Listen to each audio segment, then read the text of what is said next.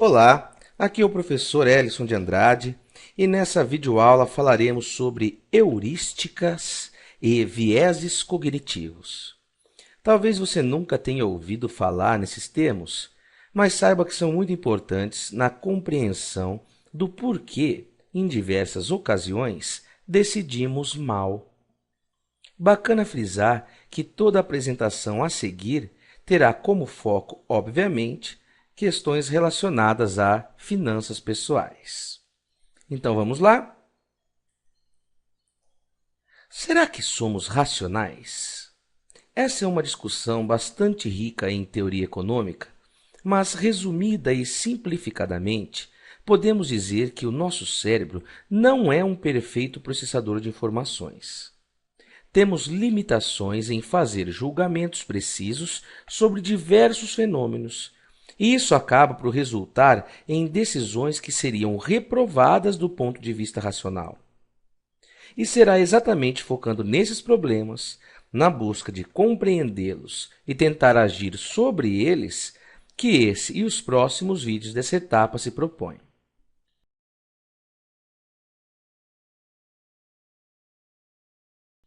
Pois bem, antes de falar em heurística e vieses cognitivos, é importante diferenciar duas formas que o cérebro tem de decidir. A primeira delas chamaremos de sistema 1. Nesse sistema de decisão, o cérebro opera de forma automática e rápida, com pouquíssimo esforço, e não temos muito controle sobre ele. Alguns exemplos de atividades automáticas atribuídas ao sistema 1 são: detectar se um objeto está mais distante que outro, fazer uma cara de nojo quando vê alguma coisa estragada, detectar pela voz se a pessoa com quem conversa está sendo hostil, responder rapidamente quanto é 2 mais 2, ler palavras num grande outdoor, ou até compreender uma frase simples como bom dia. A outra forma de o cérebro funcionar chamaremos de sistema 2. Nessas ocasiões, o cérebro precisa de bastante atenção, pois é acionado em atividades mais complicadas. Aqui, foco e concentração são palavras-chave. A seguir, darei exemplos de atividades que requerem o uso do sistema 2. Entender uma história que alguém está contando. Procurar uma mulher, por exemplo, de cabelos loiros e vestida de azul no meio de uma multidão. Comportar-se diferentemente do usual quando a situação requer. Contar quantas letras R's aparecem em determinada página de um livro. Comparar dois produtos diferentes antes de comprar um deles. Ou até fazer sua declaração de ajuste anual do imposto de renda. O que podemos notar, portanto, é que existem atividades que são controladas pelo sistema 1, que dá respostas automáticas a determinadas situações, e que também existe um sistema 2, que resolve problemas mais complicados e que para de funcionar quando a atenção é desviada. Uma constatação importante é saber que os sistemas 1 e 2 interagem entre si. Em geral, o sistema 1 funciona automaticamente e o 2 fica sempre poupando esforços, esperando para agir sempre que algo mais difícil decide o requerer. Mas a tal interação ocorre porque o sistema 1 gera continuamente sugestões para o 2. São as impressões, intuições, intenções e sentimentos. Se essas sugestões forem aceitas pelo sistema 2, as impressões e intuições se tornam crenças e os impulsos se tornam ações voluntárias. Mas se algo errado ocorre, o sistema 1 vai logo pedir para o sistema 2 oferecer um parecer mais detalhado e preciso sobre determinada situação. Em geral, o sistema 1 é muito bom no que faz. Seu modelo de agir para questões de curto prazo nos faz poupar energia e é útil na grande maioria das vezes. Porém, esse sistema automático possui vieses, que são erros sistemáticos que ele tende a cometer em situações específicas. E será isso que veremos nos próximos slides. Mas antes de continuarmos, gostaria de lhe apresentar um teste simples, para você se deparar com esses dois sistemas dentro de si. A seguir, vou apresentar uma sequência de palavras, sendo algumas à direita e outras à esquerda. E então vou lhe pedir para que, de cima para baixo, vá falando em voz alta se as palavras estão à direita ou à esquerda, tudo bem? Então eu vou apresentar uma lista e você vai me dizer se a palavra está à direita ou à esquerda. Você vai seguindo uma por uma de cima para baixo e falando esquerda, direita, direita, esquerda, à medida que essas palavras estejam nessas posições, tá ok? Então, 1, 2, 3, pode começar.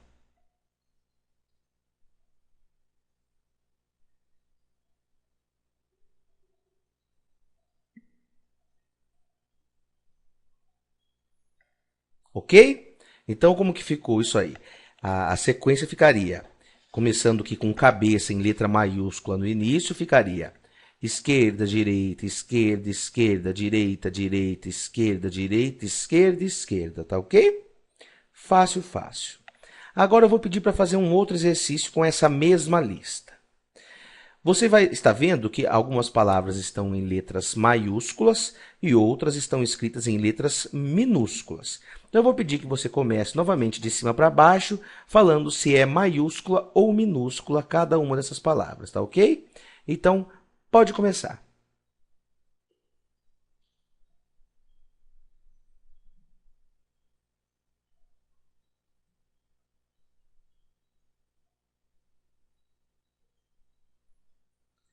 Então, como que ficou?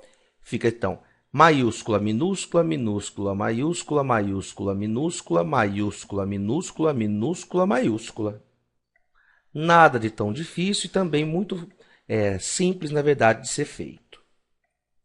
Agora, eu vou apresentar um próximo slide com um novo conjunto de palavras. E eu quero que você faça, do mesmo modo que fez aqui nesse exemplo, a separação, primeiramente, entre direita e esquerda. Então, eu vou apresentar a lista e você vai falar rapidamente se as palavras estão à sua direita ou à sua esquerda, ok? Vamos lá? Preparado? Preparada? 1, 2, 3 e já!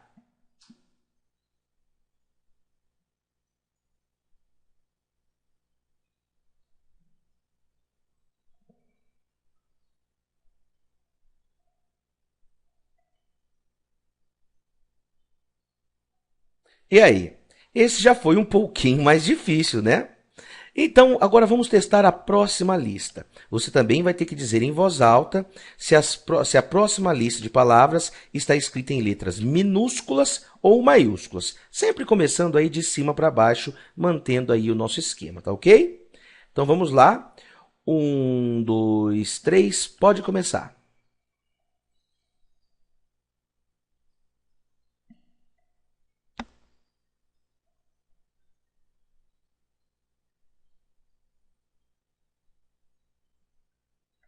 Esse também não foi fácil, não é não? O que podemos ver com esse exemplo é um conflito entre os sistemas 1 e 2. A atividade de separar as palavras é executada pelo sistema 2, que exige atenção e é algo aí que não faz parte da nossa rotina. Porém, quando vamos fazer o exercício de separar entre direita e esquerda, ou como está aqui nessa lista, entre minúscula e maiúscula, usando essas mesmas palavras dentro da nossa brincadeira aqui, do nosso teste, não conseguimos resistir à tentação de lê-las. Aí você vê o sistema 1 entrando em ação automaticamente, sem que possamos controlá-lo. E esse conflito atrapalha bastante a nossa tarefa, não é mesmo? Bom, Já que compreendemos as diferenças entre os sistemas 1 e 2, então chegou a hora de falarmos sobre heurísticas e vieses cognitivos. Heurística é um procedimento simples usado pelo nosso cérebro para encontrar respostas adequadas a problemas difíceis. É como se o cérebro encontrasse atalhos para lidar com certas questões, sendo tal fenômeno bastante comum no sistema 1. O problema que pode ocorrer no uso de heurísticas é gerarmos opiniões apenas intuitivas quando as questões são complexas, quando elas deveriam ser alvo, objeto de uma análise mais profunda. Veja que interessante. Você verá que não é incomum sermos questionados por algo e nosso sistema 1 tentar achar uma resposta rápida. Caso ele não a encontre, automaticamente irá substituir a pergunta original por outra que ele saiba responder. Quer exemplos? Imagine se eu perguntasse se você estaria disposto ou disposta a contribuir com certa quantia de dinheiro para salvar algumas espécies em extinção. A resposta para essa questão deveria suscitar uma análise mais profunda, chamando o sistema 2 para trabalhar. Seria preciso saber quais as espécies que vão ser salvas da extinção, quais ações deveriam ser tomadas para salvá-las, quanto isso custaria, se seria realmente possível alguma ação efetiva, etc. Porém, como o nosso sistema 1 não encontra rapidamente essa resposta, ele acaba por substituir a pergunta original por outra mais fácil de responder. Algo como: o quanto pensar em um animal sendo extinto me emociona. Veja que ao responder usando esse atalho, essa heurística, estamos respondendo a uma questão bastante complicada, baseando-nos em uma pergunta diferente à original, não é mesmo? Vamos para mais um exemplo para deixar isso mais claro. Agora, suponha que a pergunta seja: qual deveria ser a punição para políticos que se apropriam indevidamente do dinheiro público?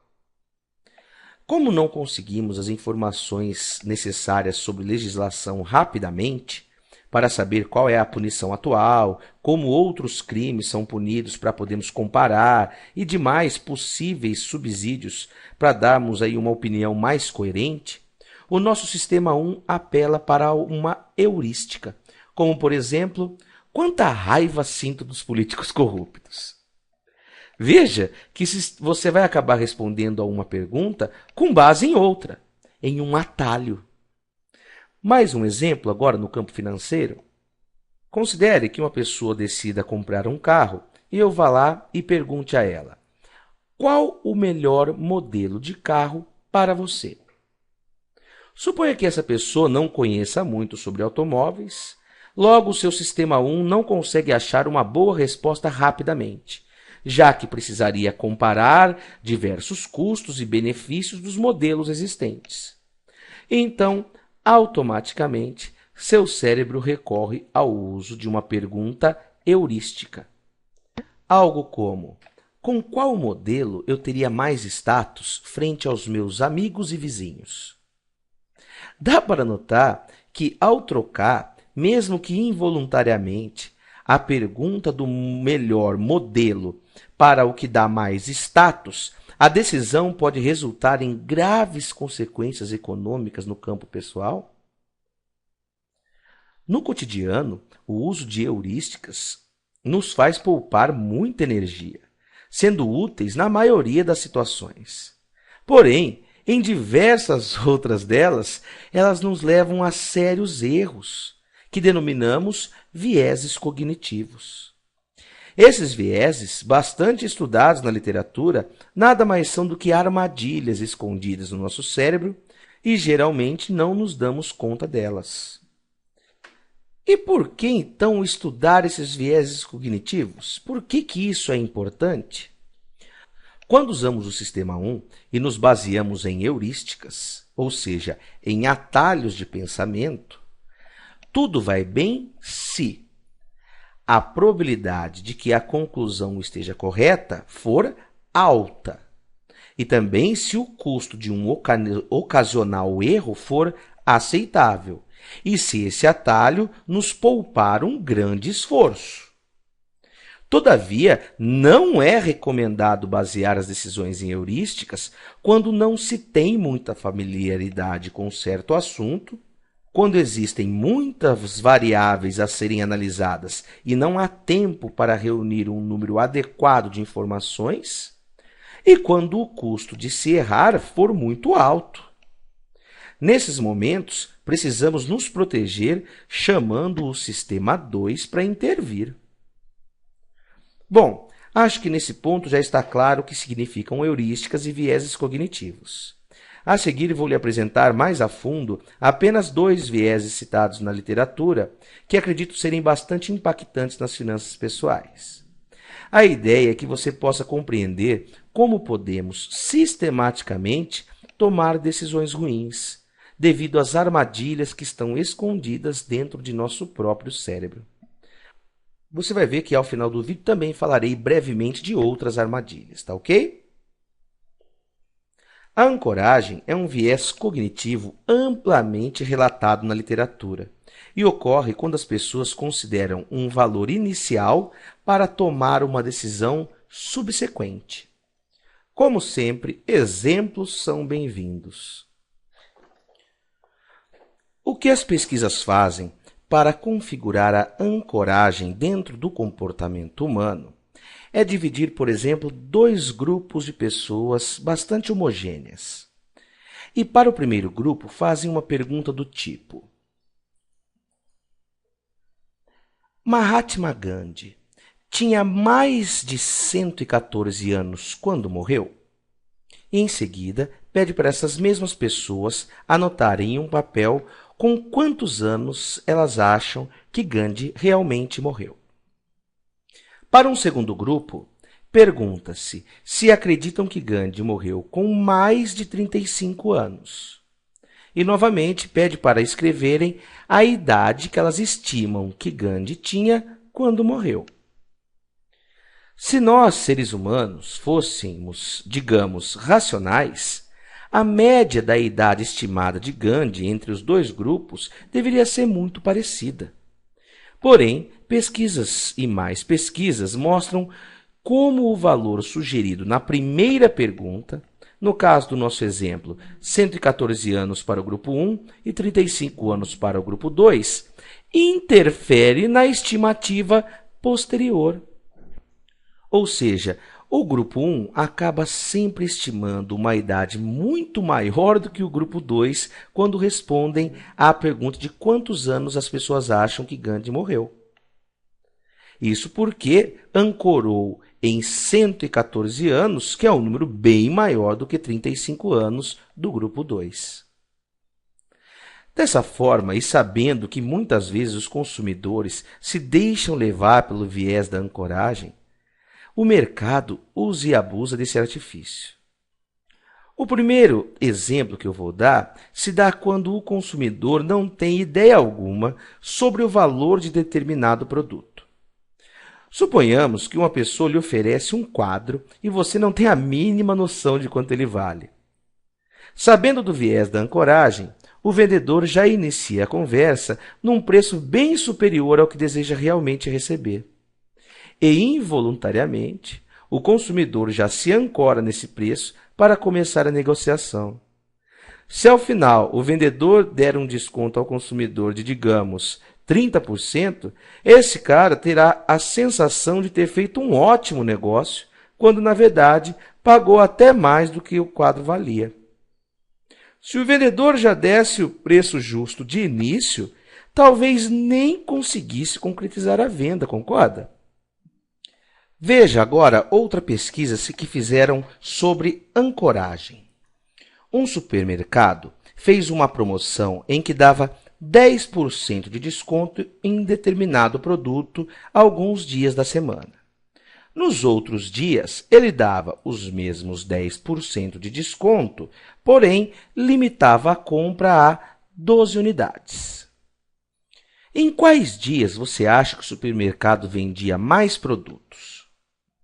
Se os consumidores fossem racionais, as vendas deveriam ser iguais, ou até mesmo vender mais nos dias em que não havia limite, não é?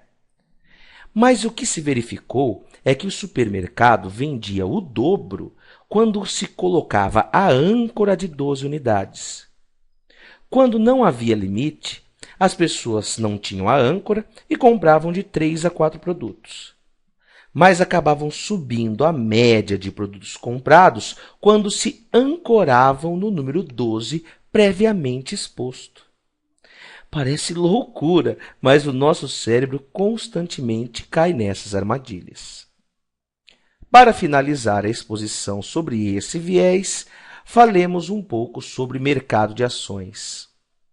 Considere que o investidor compra uma ação por, digamos, R$ 20 e se ancore nesse preço. Após semanas ou meses, vê o preço de suas ações despencar para R$ 15. Será que ele vende esse ativo para comprar outra coisa melhor? Muitas vezes não é isso que ocorre. O investidor acaba se ancorando nos R$ 20 e diz que esperará o tempo que for até que volte ao patamar justo da compra. E a partir daí, pode ser que venha a ter mais prejuízos ainda no futuro. Pois é, como podemos ver, nessas 3 situações, o viés da ancoragem atrapalha bastante as finanças pessoais.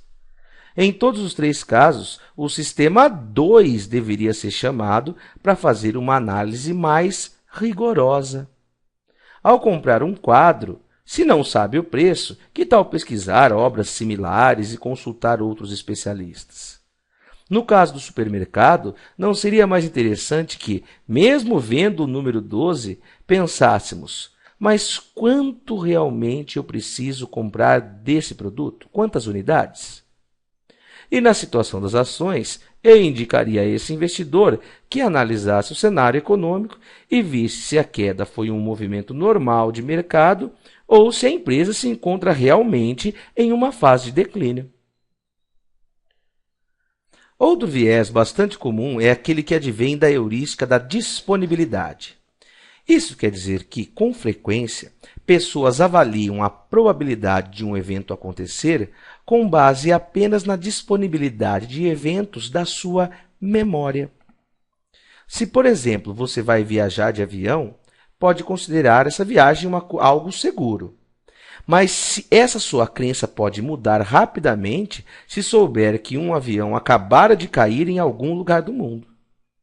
Apesar de a probabilidade de acontecer o acidente no seu avião permanecer a mesma, o que está fresco na nossa memória faz com que erremos no julgamento dessa probabilidade.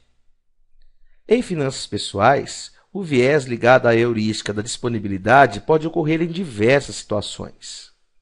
Por exemplo, quando uma pessoa vai comprar um imóvel para investir, se sente muito mais confiante se o que estiver na sua memória for um período de, por exemplo, 7 anos de intensa valorização.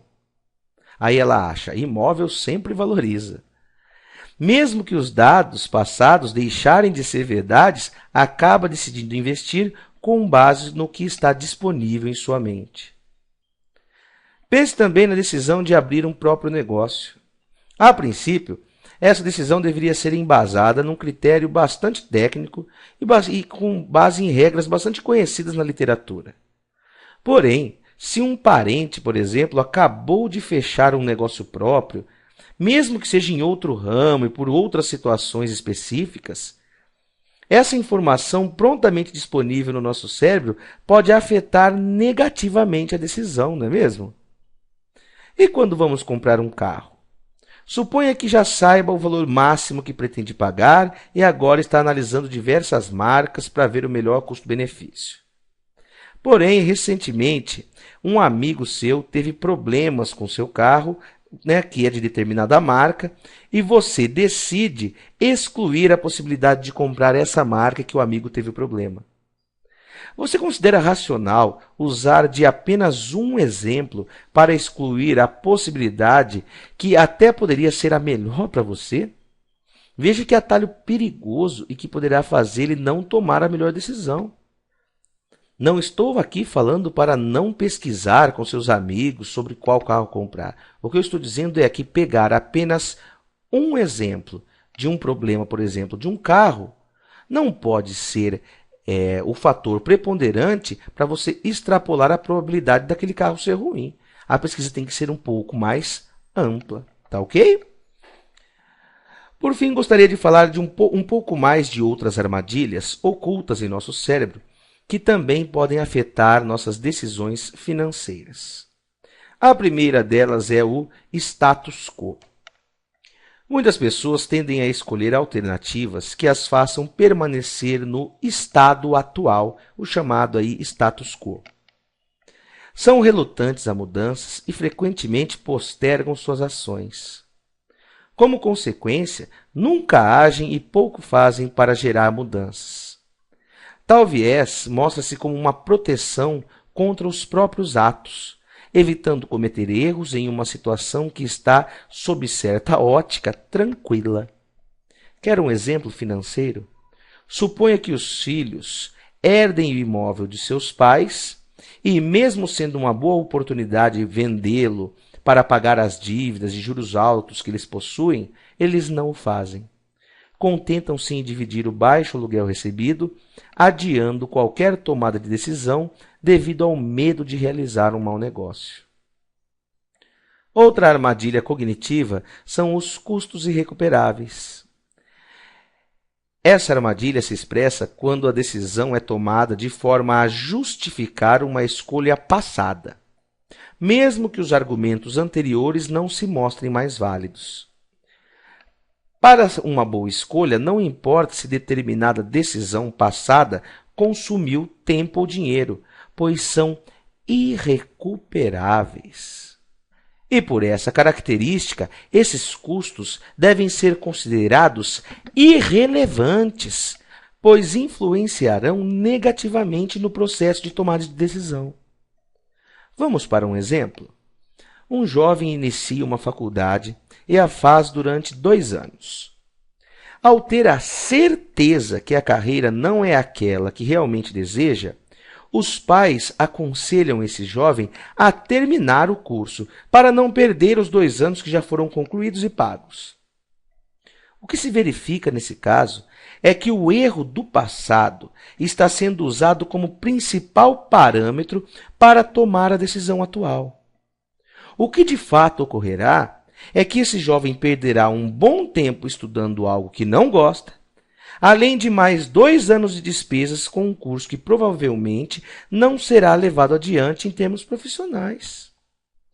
O dinheiro que já foi gasto, nós chamamos aqui nesse caso de custos irrecuperáveis.